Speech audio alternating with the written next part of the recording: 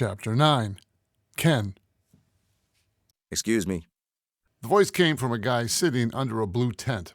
Would you like to learn about the cost benefits of solar? I made it a point not to make eye contact with him as I walked past. I thought I was far enough away so I could pretend I didn't hear him, but it didn't work. I said, "Huh? No, that's all right." You do realize that for every kilowatt of solar power installed, it's like removing 2 cars from the road. I accelerated my pace. I didn't give a shit about solar, nor did I give a shit about remodeling my bathroom, fixing a wet basement, or replacing broken concrete. I called the giant metal industrial building I was in the most unfun place at the Barnstable County Fair. A county fair is known for its rides, animals, food, and fun. This structure was for the poor souls condemned to hawk industrial services to the few explorers who either wandered in by mistake or had taken a shortcut to the porta potties. I promised Noodles I would visit him at his booth, but when I saw him, he was speaking with a potential customer. Eventually, the customer disappeared, and I was able to approach Noodles. "Yo, dude, what's up?" I said. He smiled, fiddling with a pair of brochures on the table behind him. "Hey, I'm doing pretty good today. I think I got 3 referrals." I scanned his posters of assorted windows. There was also a tiny demo window. I imagined they were used on energy-efficient doghouses. I asked him, "Who are you selling to? Contractors?" No, homeowners. We do the whole installation.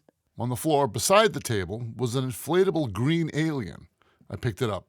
"Is this yours?" Oh yeah, I won that at the Hoop Shots game. "Cool. How many tries did it take?" He pulled out a box of flyers from under the table and started flipping through them. I could tell he was trying to ignore me by pretending to be busy. I asked him again, "How much did you blow on this?" He fiddled some more. I waited him out. Quietly, he said, It cost me $30. $30? I hooted. "You gotta be kidding me. I bet you could get one on eBay for nothing." I wanted to impress the girl who works with the purebred chickens. She said she liked the movie Close Encounters, so I wanted to surprise her. "So why didn't you just give it to her?" She wasn't there when I got back. I squeezed his inflated alien. "Did you get her name?" No. "Dude, you gotta at least start there." Noodles was notorious for failing to initiate connections with women. I tried getting dates for him. That shy guy thing he had going would only get him so far. I put the alien down and said, "Okay, so you've got yourself an expensive pool toy. I'm going to take a walk around. You want me to get you anything?" No, I'm good. It was just starting to get dark, and lights were on all over the fairgrounds. I had already gone through the animal displays and had my fill of goats, prized hogs, and horses. I followed the smell of grilled meat, onion rings, and cotton candy past tents displaying luggage, jewelry, and sun catchers. I walked up to the Dunk the Clown booth. Some jamoke was desperately whipping baseballs at the target that, when hit, would silence his painted tormentor. "Check out the guy with a Red Sox hat." The clown yelled in a nasal voice. "Red Sox sock." I noticed a Yankees emblem on the front of the tank. I watched the guy pay for a couple of rounds of baseballs with no success. It made me wonder if the carnies had put an ad on the New York Craigslist. Wanted. Fat, obnoxious Yankee fans willing to torment Cape Codders. It occurred to me that I could easily throw my arm out at a Dunk the Conspiracy Theorist tank, lured in with such taunts as, "Hey, pal, the World Trade Center came down with explosives." The aroma of grilled sausages pulled me over to a guy shoveling a mound of peppers and onions onto a grill. I had a Pavlovian response as I watched everything sizzle on the greasy surface. I ordered a sausage with onions and paid the guy. With my dinner in hand, I needed something to drink. A beer would make a great compliment. I saw a penned-off area labeled Beer Garden. Beside it stood a giant Budweiser banner. I would have labeled it Industrial Booze Farm, if that's all they were offering for beverages. I stood there holding my meal, squinting at the servicing table, trying to see if they served anything that could remotely be considered a craft beer. To my right, a female voice called out, "Ken." I scanned the tables packed with beer drinkers, then spotted Melissa waving at me. She wasn't alone. Some guy was sitting beside her. I walked over, planted myself in the one remaining chair, and scooted up to the table. "I thought that was you. Ken, meet my brother Brian." My right hand was covered with sausage and onion grease. I clumsily switched the sausage to my other hand, saw that it was hopeless to offer him a clean hand to shake, and said, "Sorry." Brian waved me off. Melissa smiled. So what are you doing here at the fair? I was excited to see her again, but I tried to be nonchalant about it. I thought we had a real connection going on when we spoke at the newspaper. At the time, I was dying to ask her for a phone number, but it didn't feel right doing it in front of everybody at the office. I decided I would come up with a bullshit excuse to email her again and finagle my way back there. But fate dealt me a lucky break. I took a bite from my sausage, swallowed, and tried not to spit on her. I said, "A buddy of mine works at one of the exhibits." She looked up and said, Oh, which one? "The depressing one. He sells replacement windows inside the big warehouse building over there." I haven't been over there yet. I shook my head. "You don't want to. This food court is more interesting than what he's doing. So what are you guys going to do tonight?" Brian said, We need to get some fried dough. "Oh, that stuff is great. I love the deep-fried veggies. What are they called?" Tempura. "Right." I took another bite of my sausage, then asked Brian, "So what do you do for a living?" He hesitated, then said, I do stuff. Brian works from home. Do you know he actually saw the Truro UFO? "Really? You didn't mention that in your report." Brian is kind of private. He didn't want the publicity. "That's understandable," I said to Brian. "I've been studying UFOs for a while now. That's how I tracked down your sister."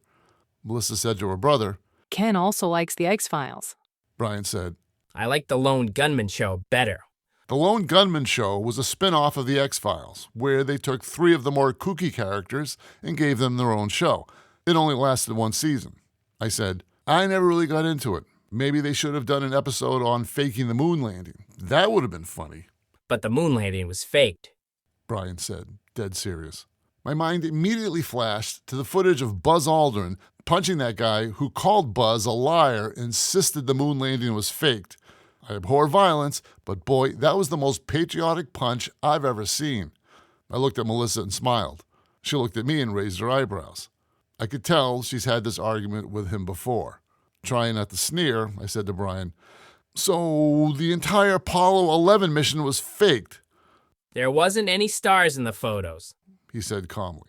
The flag was flapping when they planted it. There's no air on the moon.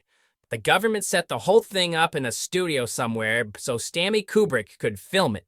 "So what did we see leaving the ground? Are you saying the Atlas rockets were fake?" No, they were real. They just never left Earth's orbit. I pressed him further. "Well, then what about the Apollo 11 mission? The one where we only went around the moon and back. We faked that too?" Yeah, "What about the Gemini missions? Were they fake too? When did all this start?" no, they were real. Okay, so you're saying that leaving Earth's orbit kicked NASA's ass? That we couldn't figure out how to fire a rocket at just the right time to leave Earth's orbit and put us on a trajectory towards the moon? The math was too hard? Brian didn't say anything. He just sat there quietly, chewing on the lip of his empty plastic beer cup. Melissa gave her brother a reassuring squeeze on his arm and said, Brian has his own ideas about certain things. I knew I better drop the topic before it looked like I was attacking her brother. I wasn't sure how protective she was of him. To me, he sounded like a complete idiot. "So what are they offering for beer around here?" I asked. "Anything crafty?" Nope, unless you want to call Sam Adams' summer crafty. "You guys want another round? I'm buying." Melissa picked up her half-filled plastic cup. I think I'm all set. I'd already tried pouring some liquid courage into my brother, so he would go on some of the rides with me. Brian turned away from us and murmured, I don't like going on the rides. He's had some bad experiences in the past. Brian began to rock back and forth slightly. I'm not going on the rides. "I'll go on the rides with you," I said to Melissa. "Which ones do you want to do?" She laughed. Nothing scary. I just want to say I went on something, for old time's sake. We all left the beer garden, entered the midway area, and found the ticket booth. Melissa started to pull out her wallet when I stepped in front of her and said, "I'm buying, since I couldn't pay for any beer." Melissa stepped back and swept her arm towards the window like she was a game show model. Knock yourself out. Pleased with myself, I bought $20 worth of tickets. This was starting to feel like a date. Melissa looked towards the Ferris wheel. How about we start off easy? She turned to Brian and asked, Are you sure you don't want to go up with us? How scary is the Ferris wheel? He shook his head as he looked up to the top of the wheel. I'm gonna play some skee-ball, he said, and wandered off down the midway. We waited 10 minutes at the ramp for the previous riders to get off. A carny, wearing a dirty orange t-shirt and a Make America Great Again hat, opened the gate and we climbed into our gondola. He was chewing on something and looked completely bored as he engaged the lever to start the ride. Melissa seemed to be checking out the stability of our gondola as she spoke. I think I saw that guy on America's Most Wanted. I'm pretty sure registered sex offenders are only allowed to work at carnivals. You're not regretting getting on this ride, are you? No, I'm just checking for any missing lug nuts. I hate to think that guy was the one who assembled this. I like to think they only use the competent ones to assemble the rides. She settled down and gazed off into the distance.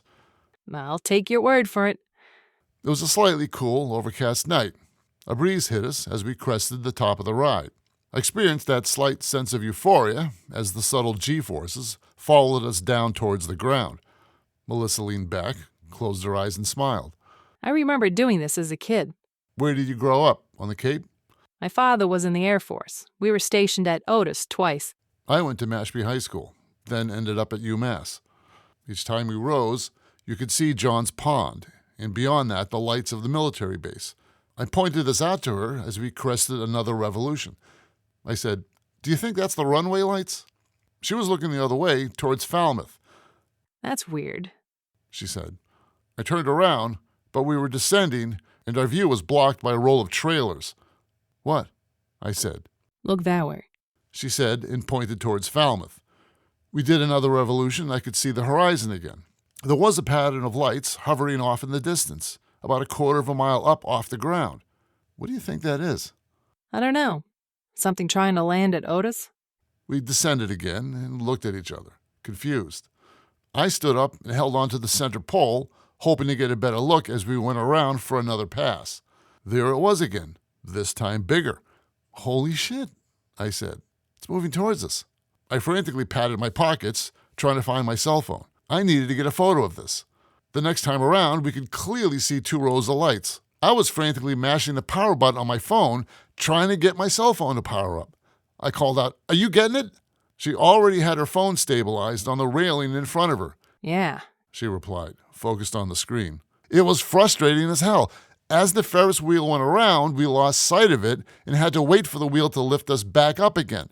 As we reached the top, we could see the object was V-shaped and heading right towards us. As we descended, I frantically pointed to the sky and screamed to the people below us, "Do you guys see that?"